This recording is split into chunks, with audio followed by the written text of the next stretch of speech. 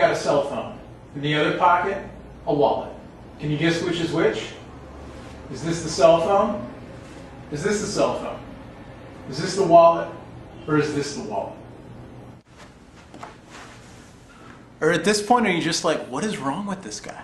What's up? I'm Noah from PhoneDog.com, and this is our review of the fashion-forward wallet. No!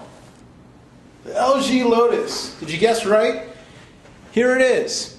It kind of looks like a makeup compact, but then I realized that it's kind of the, almost the same size and shape as a men's wallet. So if you're into makeup, it's like a compact. If you're into a wallet, it's like a wallet, kind of. I don't know what. But it fits in my jeans, and it fits in the front. And it's a flip, and it's got a QWERTY, and we're going to get in depth with it. Alright, so here it is, the LG Lotus. I've had this phone for a little while now. I've gotten a chance to really test it out.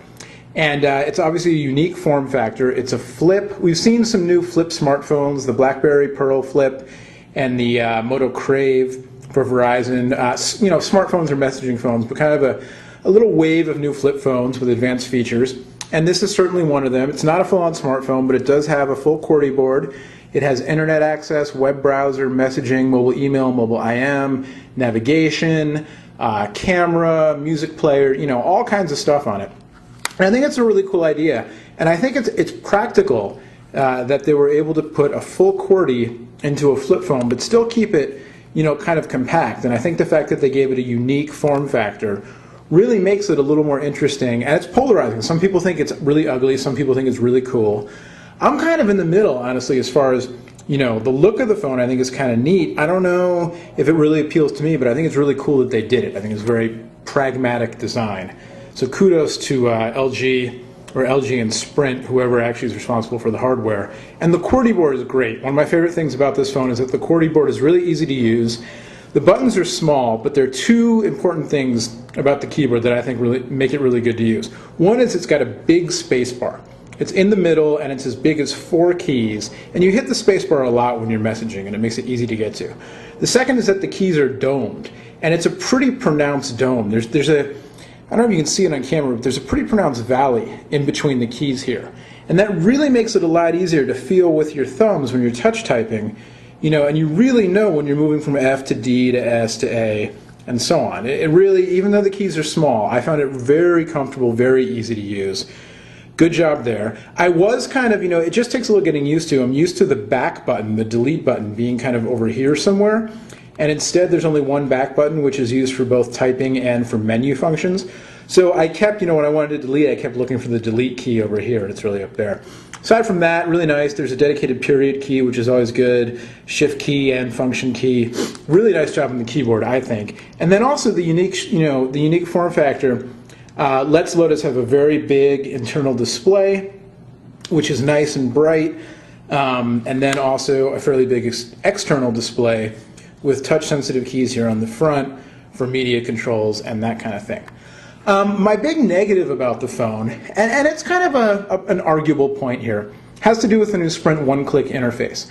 The idea here is that they have these customizable carousel of customizable tiles, and you can add tiles, you can move them around, you can edit them, that kind of thing. If we go to here, we'll personalize the carousel. There's a tutorial you can watch, but you can add tiles in. So we'll add a tile here for what's a featured tile?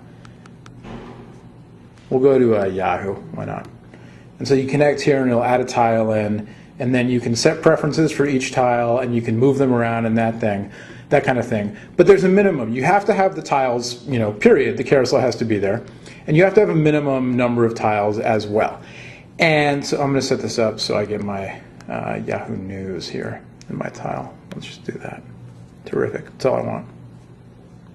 And I'll place it next to Google so they can fight. Google and Yahoo, battle it out.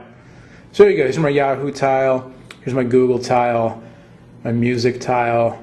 Shortcuts, you can set these up. That kind of thing. So you've got all these tiles, and The home tile, you can add these balloons. So I've got an NBA news ticker, and I've got a weather ticker for here in Oakland. Cloudy, well, I guess I'm in Berkeley right now, not Oakland, but it's actually raining. It's not just cloudy. Anyway, so you've got all these tiles, and it's a cool idea, and it's nice that you can get to these shortcuts. But my issue with it is sometimes I just want it to go away. Like, I don't actually, some people will love this.